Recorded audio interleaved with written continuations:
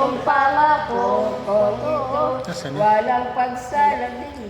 Totoo, Di ako manaw sa iyo, sa Diyos, Haring Totoo. Ani Jesus na maalam, Kuya Pedro kararang, isip ang wika mong iyan, ang mabuyo ay malay.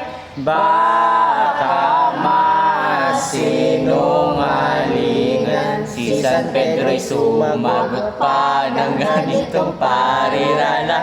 Panginoon ko, aniya, tunay na din maniwala pa. Tato ay may durusa, pinasiyan na ni Jesus kay San Pedro ng pagsagot ay bagong matilaok at ating gabi ang manok.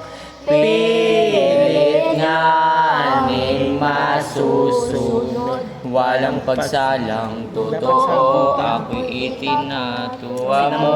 Minsan may ikatlo, isa pagsasabihin mo'y di nakikilala ako. Sa pangungusap na yaon ni Jesus na Panginoon, lumakad silang nagtuloy at tumawid naman doon.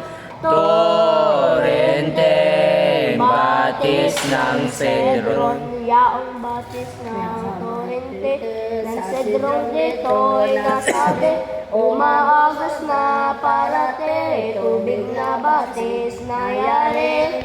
Sa libis ng libite, Nang makatawid na naman si Jesus at mga kawal ay isa alamanan ni Getsemani ang pangalan.